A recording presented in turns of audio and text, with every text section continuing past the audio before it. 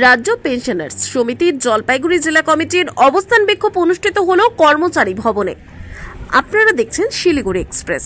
আজ পেনশনার্স সমিতির অবস্থান বিক্ষোভ 2 ঘন্টা অনুষ্ঠিত হলো জলপাইগুড়ি শহরের বাবুপাড়ায় অবস্থিত কর্মচারী ভবনে। মূলত সমকোড লঙ্ঘন করা হচ্ছে, পেনশন ভোগীরা বকেয়া ডিএ পাচ্ছে না। এছাড়াও আরো বিভিন্ন দাবি নিয়ে আজকে 2 ঘন্টার অবস্থান করলো তারা। এই অবস্থান বিক্ষোভে জলপাইগুড়ি জেলার বিভিন্ন জায়গা থেকে পেনশনার্স সমিতির সদস্যরা এই আন্দোলনে স্বতঃস্ফূর্তভাবে অংশগ্রহণ করেন।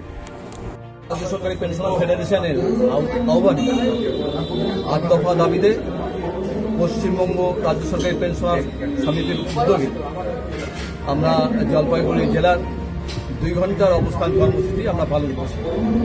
তো মূলত দুটো জায়গায় আমরা করছি, মালবাজার এবং মালবাজার হয়ে গেছে, এবং আমরা জলপাইগুড়ি জেলা শহরে আজকের যে দাবদাহ চলছে যেভাবে, তার উপরে দাঁড়িয়ে আমরা ঘরে এই অবস্থান করতে বাধ্য হয়েছি। জানেন যে যেই দাবিগুলো নিয়েই আজকের এই অবস্থা, সেটা হচ্ছে এই প্রথমত যে সম আইন, যেটা সম আইন সংশোধন করা হয়েছে, সম কোড তৈরি করা হয়, 29টি সম কোডকে সম আইনকে সম কোডে পরিণত করা হয়েছে। তার মধ্য দিয়ে সমস্ত অধিকার, আন্দোলন সংগ্রামের অধিকার, দল কষাকষি করার অধিকার, অর্থাৎ তার যে স্থায়িত্ব, শ্রমিকের স্থায়িত্ব, সেটাই আজকে বিপন্ন হয়ে পড়েছে।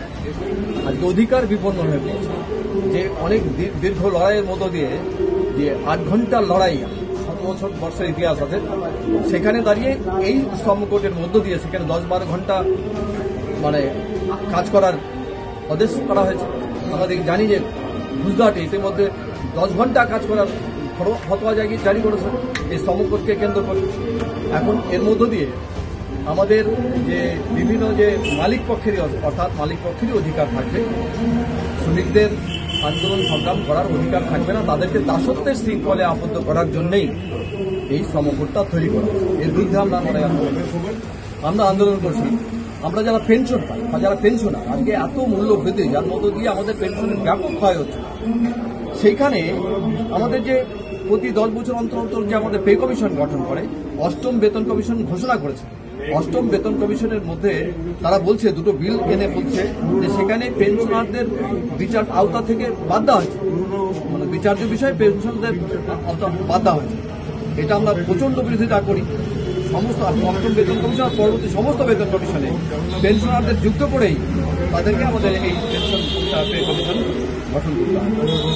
আমরা দেখেছি যে আমাদের 37% ডিএ থেকে আমরা পিছিয়ে, সুপ্রিম কোর্টের জাজমেন্ট থাকা সত্ত্বেও রাজ্য সরকার এটা নিয়ে তালবাহানা করছে, তানাশাই করছে যে এরা দেবে না, এবং এটা আমাদের ন্যায্য পাওনা, আমাদের যে অধিকার, এটা 5ম বেতন কমিশনের যে সুপারিশ ছিল তার মধ্যে আমাদের অধিকারটা দেওয়া হয়।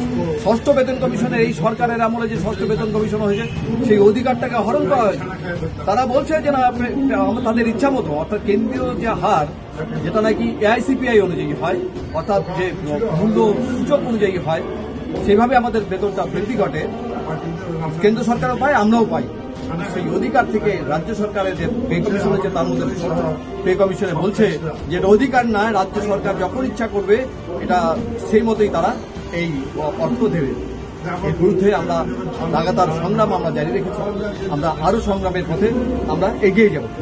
আমরা আন্দোলন করছি। আমরা এই দাবিগুলোর মধ্যে অন্যতম দাবি আছে যে আমাদের বরিষ্ঠ নাগরিকদের ট্রেনের ক্ষেত্রে আমাদের কনসেশন ছিল, সেই ট্রেনের কনসেশনটা কমিয়ে দেওয়া হয়েছিল।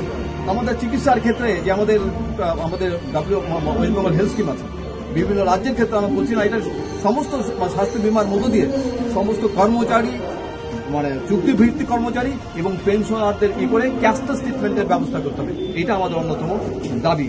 আমরা কমিউটেশন এখন 15 বছর পরে আমাদের রেজিস্ট্রেশন হয়, এটাকে আমরা বলছি এটা 11 বছরে এটা রেজিস্ট্রেশন করার জন্য। এছাড়া আমরা আরও যে বিষয়গুলো নিয়ে আসছি, যে নিউ পেনশন স্কিম বা ন্যাশনাল পেনশন স্কিম আবার একটা নতুন করে চালু হয়েছে, যেটা হচ্ছে ইউনিফাইড পেনশন স্কিম। সেটার মধ্যে কন্ট্রিবিউট করতে হবে 10%, কর্মচারীরা 10% দিলে তবেই সে এইটার বেনিফিট পেতে পারে, এবং অবসরের সময় সে 50% লাস্ট বেসিকে 50% পাবে। এটা আমরা চরম বিরোধিতা করছি, যেটা এতদিন ধরে এটা অধিকার হিসাবে স্বীকৃত হয়েছে 82 সাল থেকে। এটা আমাদের সাংবিধানিক অধিকার পেনশন পাওয়া, এটা আমাদের কন্ট্রিবিউটরি না, ডিফাইন্ড পেনশন। এটা আমাদের দিতে হবে। এই দাবি নিয়ে সারা ভারতবর্ষের সাথে আমরাও জলপাইগুড়ির ক্ষেত্রে আজকে এই অবস্থান আমরা এই করছি, 2 ঘন্টার অবস্থান আমরা জারি রেখেছি। আপনারা আজকে অবস্থান বাইনাগর ঘরের ভিতরে করলেন কেন? ঘরে প্রচন্ড দাবদাহ চলছিল এই কদিন ধরে, লাগাতার দাবদাহ, এই যার মধ্যে আমরা বাধ্য হয়েছি যে আমরা ঘরে করছি, এছাড়া উপায় ছিল না। আপনার নাম? গৌরাঙ্গ রায়, সম্পাদক, পশ্চিমবঙ্গ রাজ্য সরকারি পেনশন।